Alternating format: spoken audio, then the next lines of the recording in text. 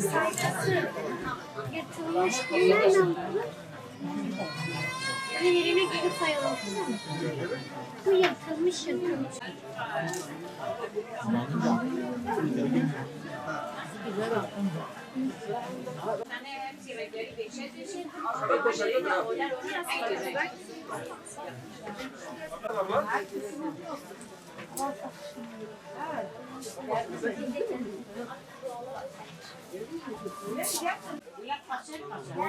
Beyaz, pembe, mor.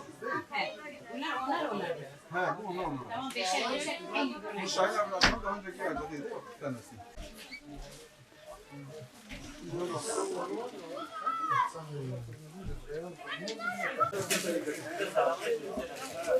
Beni gördün mü öyle diyorsun?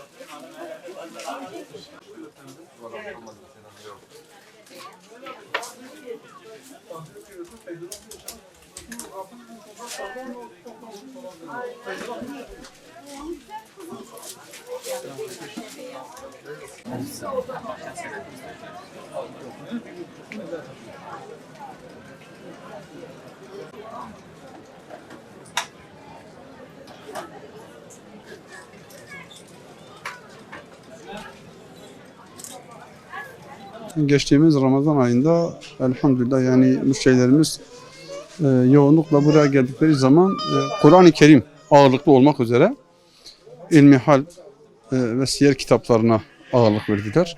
Tabi bu yönde büyük bir teveccüh oldu Ramazan ayı içerisinde.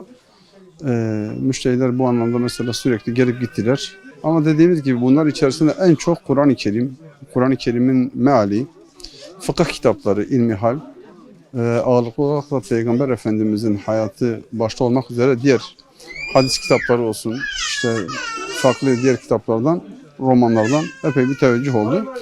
Tabi Ramazan öncesi böyleydi. Daha doğrusu Ramazan bayramı öncesi böyleydi. Ama Ramazan bayramından sonra biraz bu azaldı.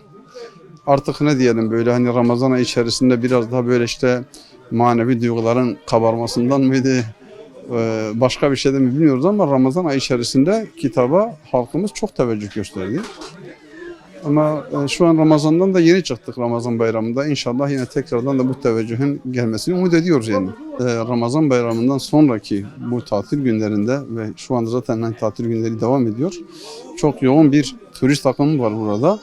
Tabii bunlar içerisinde yabancı turistler yani yurt dışından gelenler pek fazla gelip işte bu kitaplardan falan şey yapmıyorlar ama yerli turistlerimiz yani yurt içinden gelenler daha çok mesela geliyorlar. Muhakkak buradan işte Diyarbakır hatırası olsun veyahut işte Diyarbakır'ı anlatan bir tarih kitabı olsun. Bununla benzer mesela hediyelik eşyalar üzerinde olsun. Yoğun bir teveccüh var. Yani şu an şehir içerisinde sizin de gördüğünüz kadarıyla çok yoğun bir kalabalık var.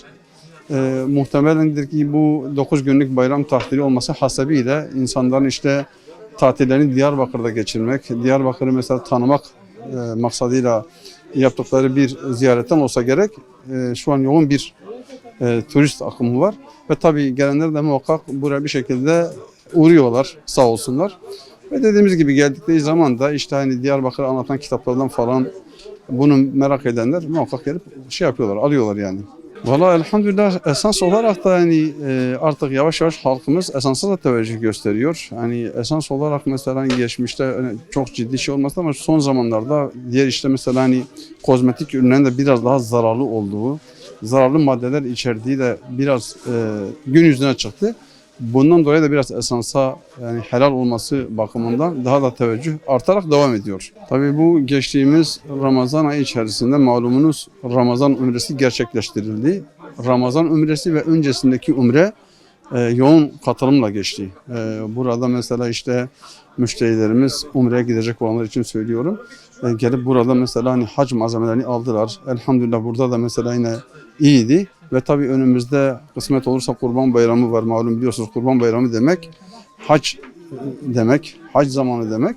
Şimdi bu andan itibaren artık Kurban Bayramı için daha sonra hac için de artık müşterilerimiz hazırlık yapıyorlar. Özellikle hacca giden kendi şahısları olsun ve akrabaları için şu an hazırlık içerisindedirler.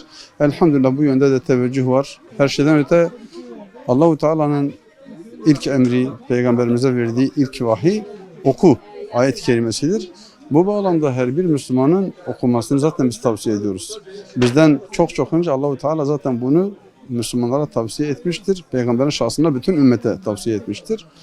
Bir Müslüman zaten okuması lazım. Okumakla zaten insan kendini tanır, Rabbini tanır, dinini tanır, görevini bilir, yapması gerekeni bilir. Ve bu anlamda da biz Müslüman kardeşlerimizin okumaya dönük olarak bir mesela program yapmasını istiyoruz. Başta Kur'an-ı Kerim olmak üzere Peygamber Efendimizin hayatıdır, hadis-i şerif kitaplarıdır. Bununla alakalı kitapların okunmasını muhakkak tavsiye ederiz. Gelip buraları ziyaret etmeni de isteriz. Hem burada kitap alıp okumuş olurlar, hem de Sur içinde gezilecek, görülecek birçok mesela tarihi yerlerimiz var. Bunları da görmüş ve ziyaret etmiş olurlar.